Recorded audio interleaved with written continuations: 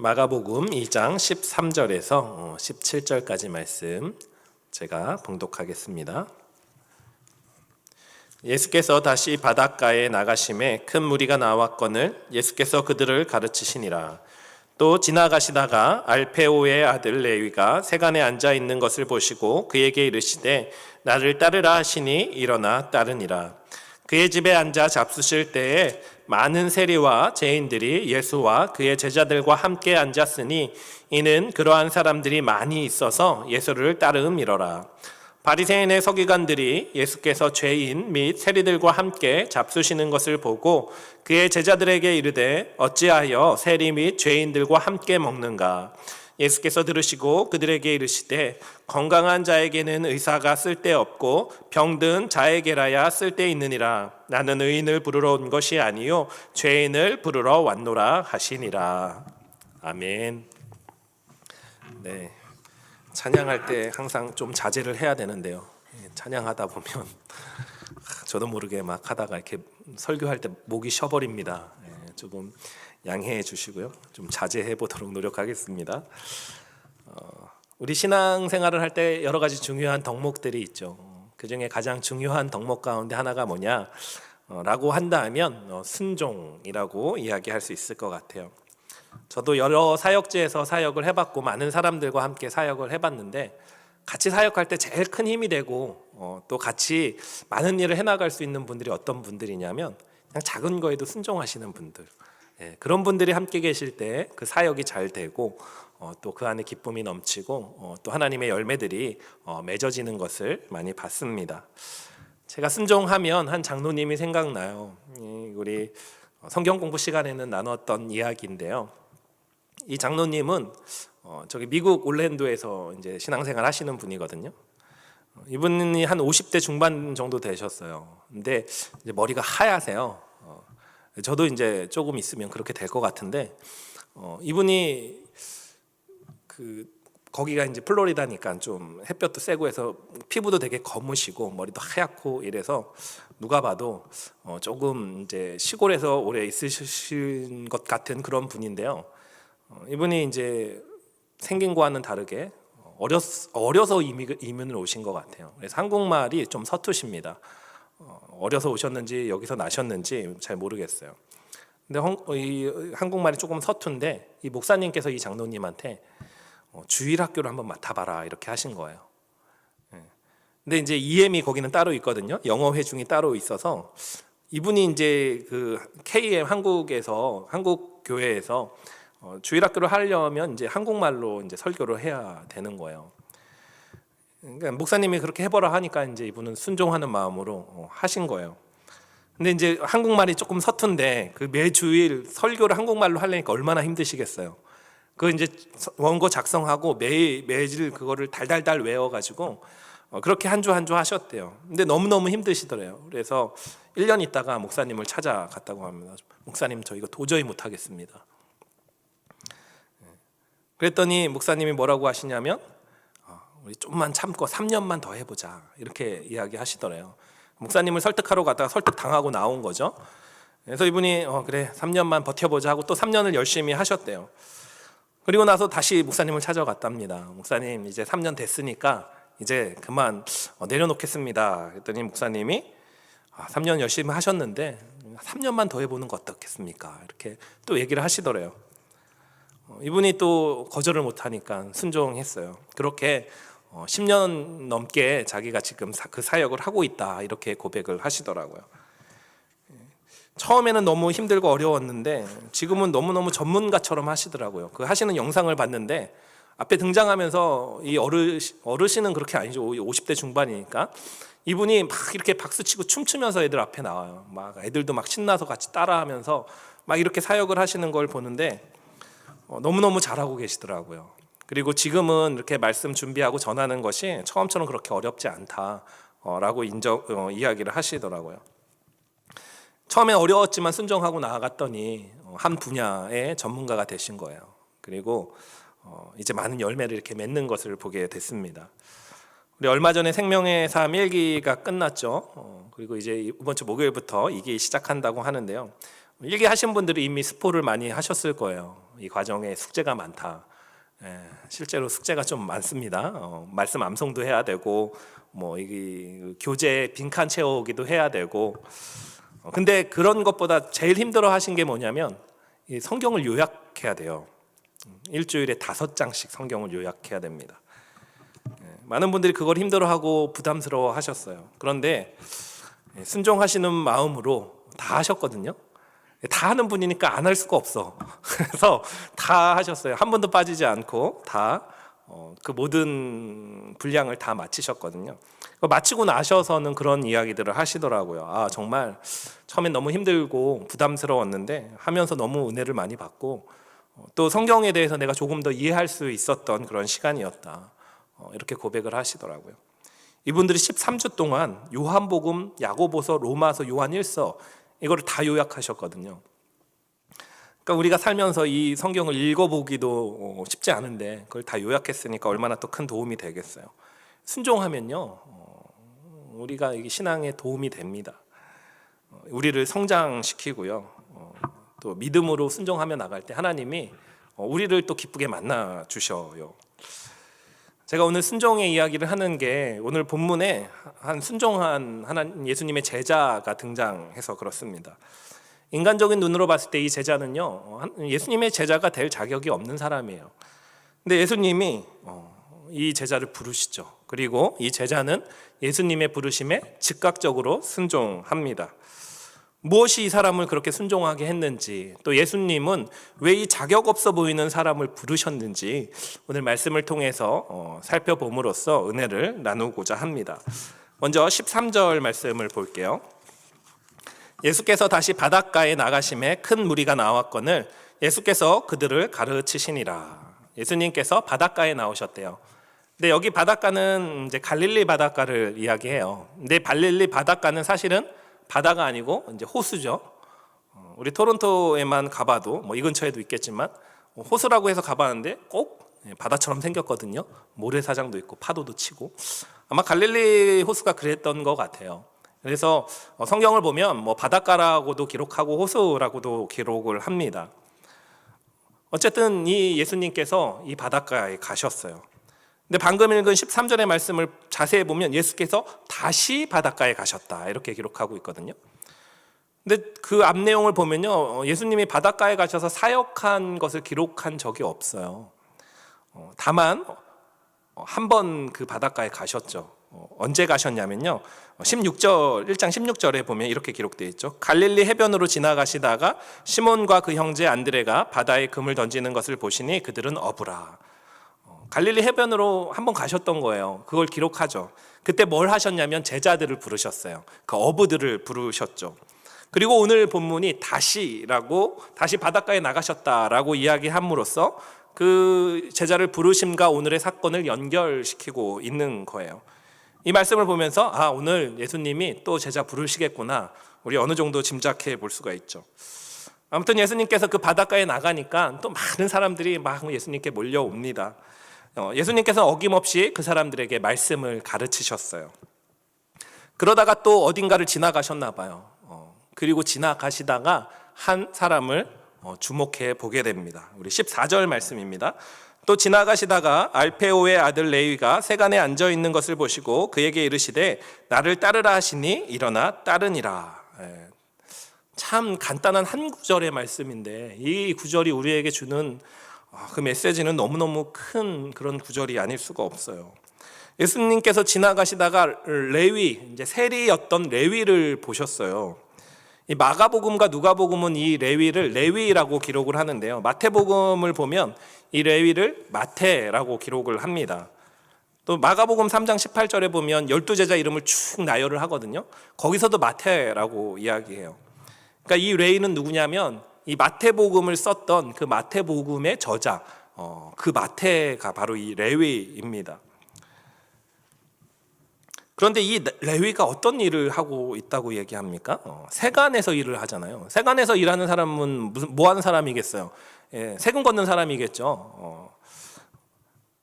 그 세관에서 일하는 사람을 세리라고 그때 당시 불렀습니다. 이 세리였어요, 이 레위가. 그런데 이 레위라는 이름은요, 원래 레위 지파에서만 쓰는 이름이었다고 하더라고요. 그러니까 레위 지파가 어떤 지파죠?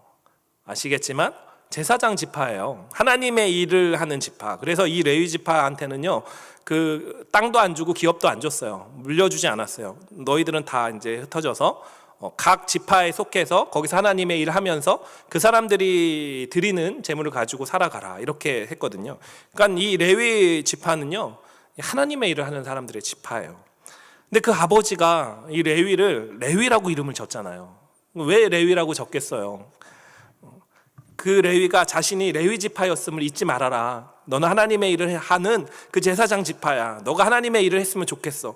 뭐 이런 의미가 그 안에 담겨져 있지 않았겠습니까? 그런데 레위는요, 지금 전혀 그 자기의 이름하고 어울리지 않는 일을 하고 있는 거예요. 세리였잖아요. 당시 세리들은 사회적으로 매우 멸시받는 자들이었습니다. 당시 상황 안에서 이들은 굉장히 탐욕적이고 이기적인 사람들, 그리고 이스라엘을 강제적으로 지배하고는 로마와 결탁한 매국노, 이런 사람들이 세리였어요. 우리로 따지면요, 이 사람들은 친일파예요. 친일파. 그러면서 어떻게 하냐면 그 동족들한테 세금을 걷잖아요. 세금을 거둘 때 로마에서 원하는 금액이 있잖아요. 뭐 로마에서 뭐 1,000원 걷어와라 하면 1,000원만 걷으면 되는데, 이 사람들이 자기 동족 그 어려운 사람들한테 가서 1,200원, 1,300원 걷는 거예요.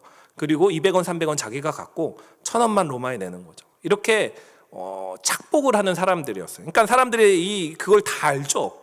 그러니까 세리를 바라볼 때 어떻게 바라보냐면, 이 사기꾼들, 저기 피도 눈물도 없는 놈들, 자신의 동족들의 피를 빨아먹고 사는 사람들, 뭐 이렇게 바라봤어요. 그러니까 또 이방인들하고 같이 일하기 때문에 이게 죄인이라고 취급을 했던 그런 사람들이 이제 이 세리거든요. 이들은 경제적으로는 굉장히 여유롭고 부자였을지 몰라요. 그런데 사회적으로는요, 매우 지탄받고 손가락질 당하고 죄인 취급받던 사람들이 이 세리였습니다. 인간적인 눈으로 보면요, 이 레위를 예수님께서 제자로 부르시면 안 되죠. 피해야 될 부류의 그러한 사람들입니다. 근데 그런 레위를 예수님께서 주목해 보신 거예요. 14절의 말씀을 자세히 보면요, 예수님께서 레위를 부르시기 전에 먼저 레위를 보셨다, 주목해 하셨다, 이렇게 이야기하거든요. 사람들은 경멸의 시선으로 그 레위를 바라봤을 거예요. 근데 예수님은 우리의 눈과 조금 다른 눈을 가지고 계셨던 것 같아요. 보통 사람들은 그 사람의 외적인 모습, 겉으로 나타나는 현상들, 이런 것들을 보고 그 사람을 판단하죠. 교회도 마찬가지인 것 같아요. 좀 기도 열심히 하시고, 또 뭐 예배 빠짐없이 참석하시고, 또 뭐 말씀 좀 잘 알고 있는 것 같아 보이면 다 영적인 사람이라고 생각해요. 믿음 좋은 사람. 그런데 그런 분들 중에도요, 믿음이 없는 분들도 있어요. 제가 목사 시치를 받을 때 이제 목사가 되기 위해서 인터뷰를 했거든요. 캘거리에 가서. 그때 이제 우리 중부지방에 계신 목사님 3분, 4분이 앉아서 이제 저하고 제 아내한테 이런저런 질문들을 하셨어요. 그 중에 한 목사님이 이런 질문을 하셨습니다. 그분이 누구냐면, 저 목사 안수 받을 때 설교하셨던 목사님이거든요. 저희 중부지방에서 제일 이제 목회 경력이 오래되신 그런 목사님이에요. 지금 레스브리지에서 목회하고 계신 분인데, 이분이 갑자기 그런 질문을 하시는 거예요. 이제 그때 전도사였으니까, 전도사님, 정말 예수님 영접하셨습니까? 정말 예수님 믿으십니까? 이렇게 질문을 하시는 거예요. 아니, 이제 목사 되겠다고 왔는데 가장 기본적인 거잖아요. 예수님 영접했습니까? 이거를 물어보시는 거예요. 이분이 이걸 물어보시면서 그런 얘기를 하시더라고요. 목회자들 중에도 예수님 영접하지 않고 목회하시는 분들 계시다. 전도사님 정말 예수님 영접하셨습니까? 이렇게 물어보시더라고요. 그러면서 한 목사님에 대한 이야기를 해주셨어요. 이 목사님은 목사 안수도 받고 목회도 하시는 분이에요. 그러다가 어느 날 그 복음에 대한 말씀을 듣다가 자기가 정말 예수님을 영접하지 않았다라는 사실을 깨달으신 거예요. 그리고 거기서 정말 회개하고 그때 예수님을 제대로 영접을 하셨대요. 그리고 나서 이제 목회를 제대로 하셨다, 이런 얘기를 해주시는 거예요. 그러면서 전도사님 깊게 한번 묵상해 보셔라, 정말 예수님 영접했는지, 이런 이야기들을 하시더라고요. 우리는 겉으로는 몰라요. 목사님인데 당연히 예수님 영접했겠지, 우리는 이렇게 생각하잖아요. 근데 그 중심은 우리는 몰라요. 예수님만 아시죠. 때로는 나도 나 자신에게 속을 때가 있거든요. 나는 정말 예수님 믿는다고 생각했는데 그 믿음이 잘못된 경우도 많이 있습니다. 이처럼 우리는 겉으로 사람을 판단해요. 하지만 그 마음의 중심에 정말 예수님을 만났는지는 도무지 알 수가 없습니다. 그래서 한 목사님은 이 본문을 설교하시면서 그렇게 얘기하시더라고요. 자기가 지금까지 오래 사역을 하면서 목회를 하면서 깨달은 게 한 가지 있는데, 그게 뭐냐면 나는 정말 사람 보는 눈이 없다, 이거를 깨달으셨대요. 좀 열심히 하는 것 같고 믿음이 있어 보여서 그 사람한테 좀 기대를 하고, 이 사람은 앞으로 더 믿음 생활 열심히 하고 사역도 열심히 하겠다, 막 이렇게 기대하는 사람은 다 떠나가고, 별로 눈에 띄지도 않았고 별로 기대도 안 했었는데, 어떤 사람은 막 더 열심히 하나님 믿고 사역하고 지금까지 함께 해주고 이런 사람들이 있다는 거죠. 그러면서 이분은 좀 과격하게 표현을 하시는데 이렇게 얘기하셨어요. 그래서 우리 눈은 다 개눈이다. 좀 과격한 표현이지만 우리 눈은 다 틀리다라는 거죠. 부족한 눈으로 모든 것을 다 아는 것처럼 사람을 판단하고 정죄하는 게 우리의 눈이라면요, 예수님은 그렇지 않습니다. 예수님은 그 마음의 중심을 보시죠. 그리고 그 사람의 미래를 보셔요. 지금 레위는 세리잖아요. 사람들한테 손가락질 받는 사람이라고요. 그리고 아마 손가락질 받을 만한 행동 많이 했을 거예요. 죄도 많이 지었을 겁니다. 지금의 레위의 모습은 그래요. 그리고 그 지금의 모습을 보고 사람들은 손가락질하고 비난하고 힐난하는 거예요. 근데 예수님은 그 미래를 보시는 거예요. 쟤가 정말 나를 만나고 변화되면 큰일을 하겠구나. 그 변화된 그 모습을 보시는 거예요. 그리고 그것을 주목해 보시고 그 마음을 보셨던 예수님께서 이제 그에게 얘기하십니다. 그에게 이르시되 나를 따르라 하시니, 나를 따르라 하시니. 그랬더니 이 레위의 모습을 보십시오. 이 부르심의 레위가 어떻게 반응합니까? 예수님, 제가 지금 마음에 좀 감동이 되고 지금 좀 따르고 싶거든요. 근데 잠깐만 좀만 기다려주세요. 좀만 생각해 볼게요. 이러지 않아요. 뭐라고 얘기하냐면 바로 일어나 따르니라. 일어나 따르니라. 이 일어나 따른다, 이 말에는 굉장히 많은 의미가 담겨져 있습니다. 여기서 레위가 일어났다는 건요, 과거의 자신의 모습으로부터 일어남이에요. 과거에는 다른 사람들을 속여서 내가 물질을 챙기는 사람이었다면 이제 그런 삶에서 내가 벗어나겠다라는 의지의 표명입니다. 그리고 레위가 예수님을 따르게 돼요. 모든 것을 다 버리고 따르게 됩니다. 어떻게 알 수 있냐면요, 이 마가복음 9절에서는 그냥 일어나 따르니라 이렇게 기록을 하고 있는데요, 누가복음 5장 28절을 보면 같은 내용의 구절이거든요. 거기서는 이렇게 이야기합니다. 그가 모든 것을 버리고 일어나 따르니라. 모든 것을 버리고 일어나 따르니라. 레위가 지금까지는 자기의 이름하고 전혀 걸맞지 않는 모습으로 삶을 살아왔어요. 그런데 그렇게 살아온 이유가 뭐였겠어요? 막 손가락질 당하고 막 죄인 취급 당하고 막 멸시 받아도 꿋꿋이 건져낸 그 힘이 어디서 나왔겠어요? 물질 아니겠습니까? 내가 좀 욕을 먹어도 내가 세리하면 돈은 많이 벌겠구나. 그러니까 세리를 했을 거잖아요. 그리고 지금까지 그렇게 살아왔을 거잖아요. 그런 그 레위가요, 예수님의 그 말 한마디에 그걸 다 버리고 나간 겁니다. 제가 한국에서 직장 생활할 때, 직장 생활하면서 파트타임으로 이제 사역을 했다 이렇게 말씀을 드렸잖아요. 그때 저한테 두 가지 마음이 함께 있었거든요. 한편으로는 하나님의 일을 놓지 못하겠는 거예요. 그래도 내가 신학도 했고 하나님의 일을 지금까지 해왔는데 이걸 놓는다는 게 뭔지 나의 어떤 정체성, 나의 삶을 부정하는 것 같은 그런 느낌이 있었어요. 그래서 하나님의 일을 못 놓겠는 거예요. 근데 또 다른 한편으로는 이 일도 못 놓겠는 거예요. 내가 이 일을 하면서 물질적으로 여유롭게 살아갈 수가 있잖아요. 그러니까 이거 하나님의 일도 못 놓고 하나님의 일도 못 놓고 내가 직장 생활도 못 놓고 그렇게 애매하게 오랜 시간을 보냈던 것 같아요. 그러다가 이제 선택을 해야 되겠구나.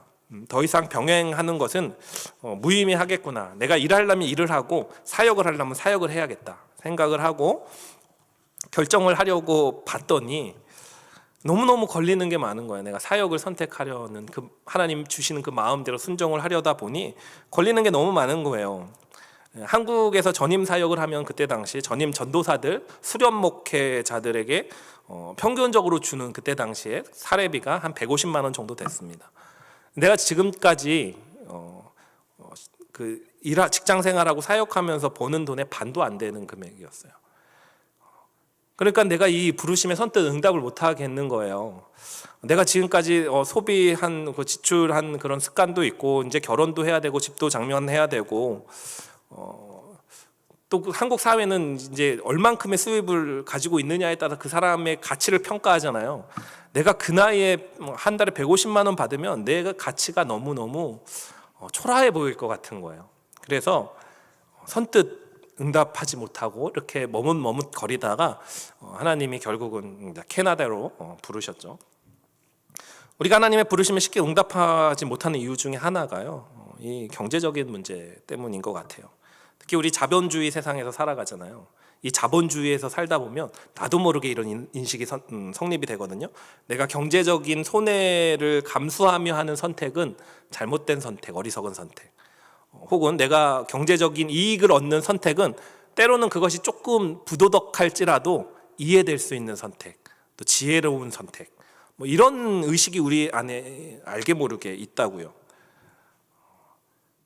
그런데 이 레위인은요, 그 모든 것을 버린 거예요. 어떻게 보면요, 배와 그물을 버려주고 예수님을 쫓았던 그 베드로와 안드레, 야고보와 요한보다 더 큰 결단이라는 생각이 들어요. 사실 이 사람들은요, 예수님 쫓아가다가 수틀리면 다시 어부할 수 있거든요. 실제로 예수님 돌아가신 후에 이들 다시 물고기 잡았잖아요. 근데 이 레위는 어때요?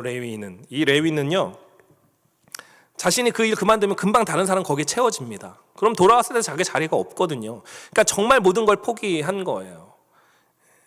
그리고 예수님의 그 말씀에 순종합니다. 우리에게도 레위와 같은 순종의 마음이 있기를 원해요. 하나님께서 때로는 우리에게 말씀으로 어떠한 것을 주실 수도 있고요, 때로는 우리 마음에 어떤 소원을 주셔요.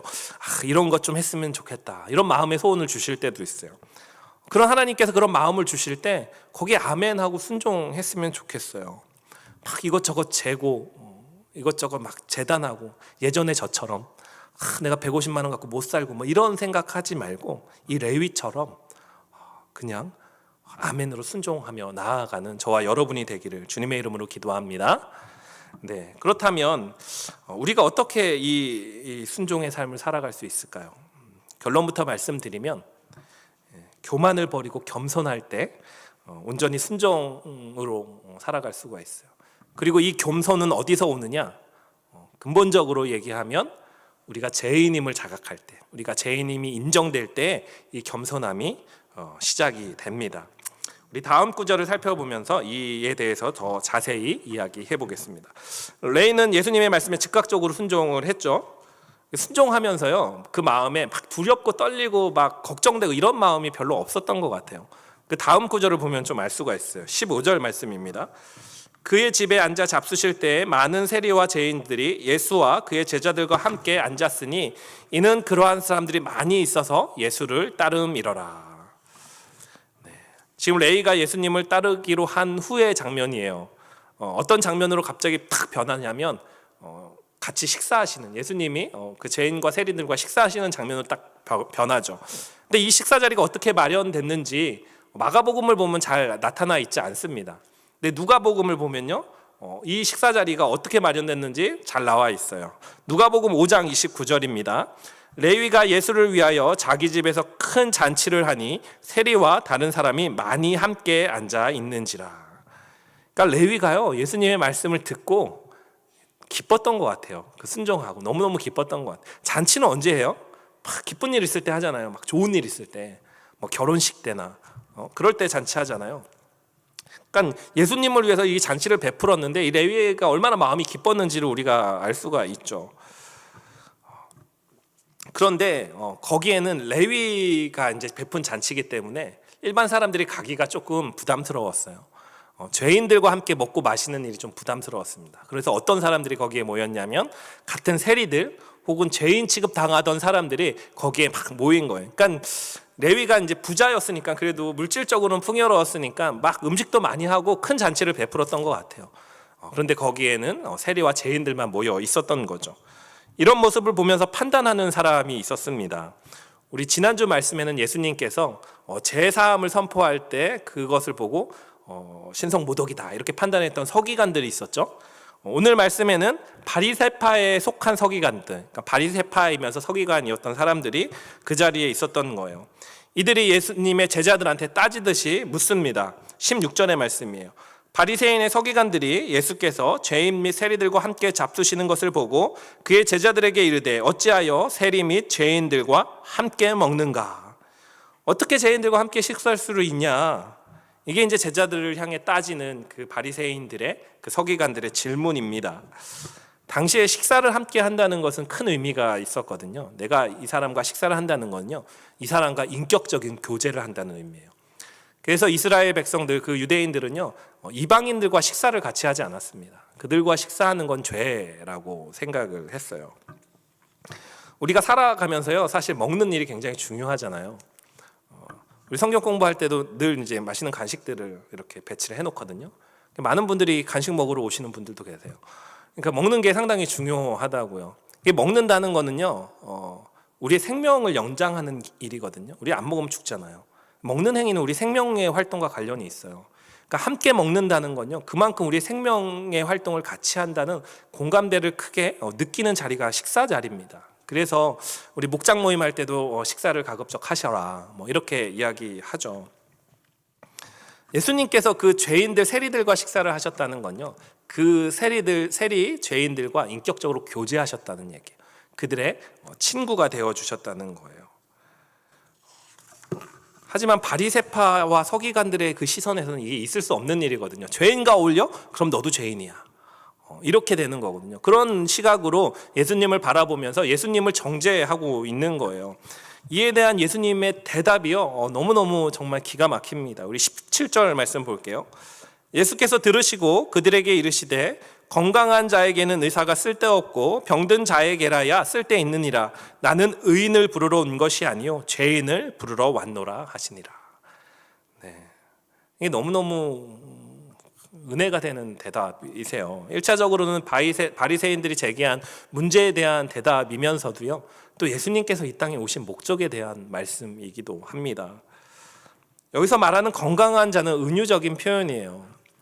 누가 이 건강한 자냐면요, 정말 건강한 자가 아니고요, 본인을 의롭다고 스스로 여기는, 자부하는 이 바리새인들을 은유적으로 표현하신 거거든요. 그리고 의원은 누구예요? 죄에 빠진 죄인들을 구원해 주시기 위해 오신 구원자 예수님을 표현합니다.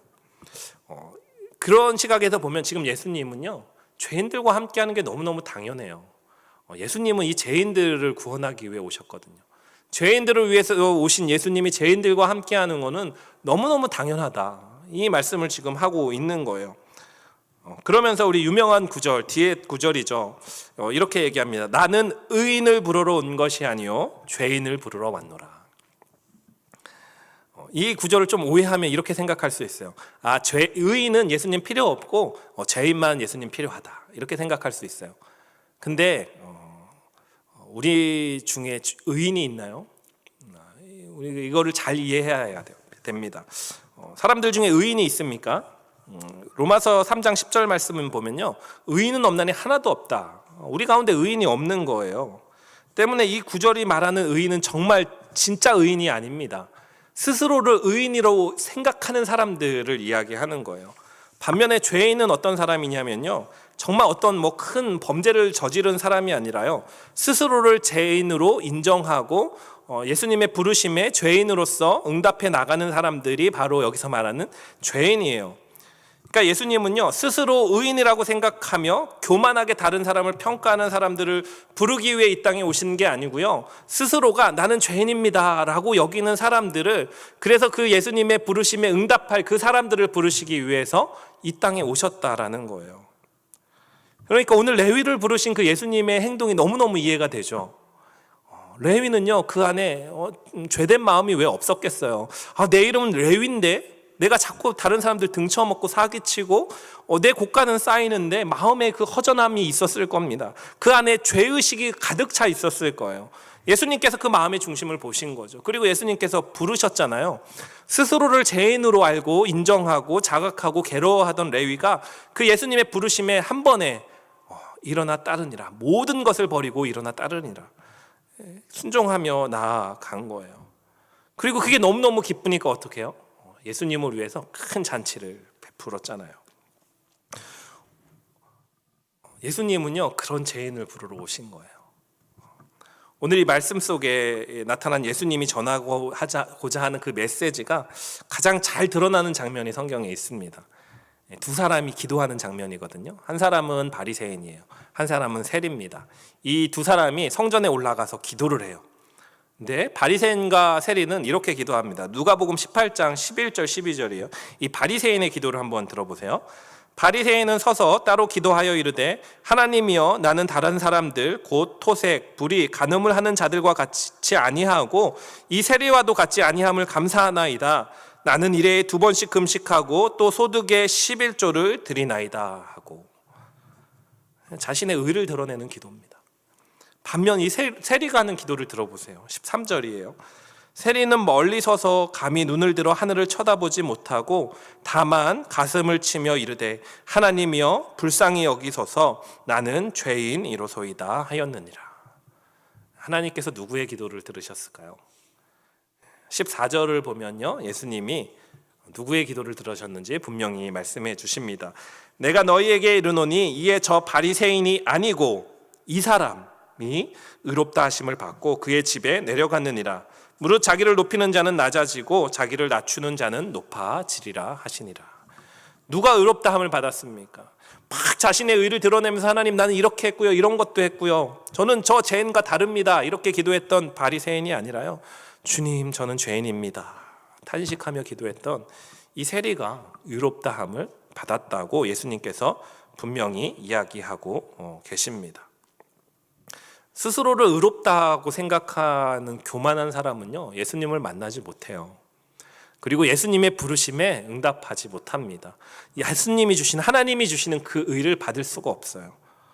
반면에 스스로가 죄인임을 알고 겸손하게 주님의 부르심을 받는 사람들은요, 그 앞에 순종하며 나아가는 거예요. 나 같은 죄인을 불러주신 그 음성이 너무너무 감사해서, 그 은혜가 너무너무 감격스러워서 이것저것 재고 따지고 하는 게 아니라 그 은혜 가운데 나아가서 아멘 하며 순종하게 되는 겁니다. 바울은요, 스스로 의인으로 여겼던 사람이에요, 처음에. 그래서 막 어떻게 해요? 예수님 믿는 사람 잡아 가두겠다 하고 막 이렇게 자기 의에 차서 막 이랬잖아요. 그러다 예수님을 딱 만나고 자기가 너무너무 큰 죄인임을 깨닫게 됐습니다. 그리고 예수님의 그 말씀에 온전히 순종하죠. 예수님을 전하기 위해 목숨을 바쳤습니다. 그런 바울이요, 고린도전서 15장 10절에서 이렇게 고백을 해요. 그러나 내가 나된 것은 하나님의 은혜로 된 것이니 내게 주신 그의 은혜가 헛되지 아니하여 내가 모든 사도보다 더 많이 수고하였으나 내가 한 것이 아니요 오직 나와 함께 하신 하나님의 은혜로라. 내가 정말 죄인인 걸 깨닫고 그 예수님께서 그 나의 죄인된 나를 부르신 그 은혜에 감격한 사람들은요, 그 말씀에 순종하는 거예요. 그러면서 뭐라고 고백하냐면, 내가 이렇게 순종할 수 있는 것은, 내가 이런 사도가 될 수 있는 것은 내가 한 것이 아니고 오로지 하나님의 은혜입니다. 이렇게 고백을 하게 되는 거죠. 하나님이, 예수님이 오늘 여러분을 부르세요. 각자마다 다르게 부르실 거예요. 여러 가지 음성을 통해서, 마음을 통해서 여러분을 부르십니다. 여러분 그 부르심에, 그 하나님이 주시는 마음에 순종하며 나아가기를 원해요.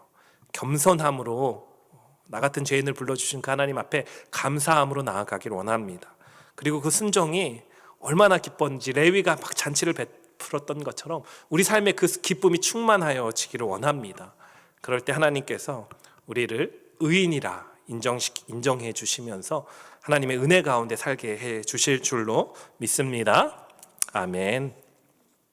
네, 우리 이 시간에 이 바울의 고백, 나의 나된 것은 오직 주님의 은혜다라고 고백했던 이 고백을 담은 찬양이 있거든요. 하나님의 은혜라는 찬양입니다. 나를 지으시니가 하나님, 나를 부르시니가 하나님, 나를 보내시니도 하나님, 나의 나된 것은 다 하나님의 은혜라. 우리 이 시간 함께 찬양하기 원합니다.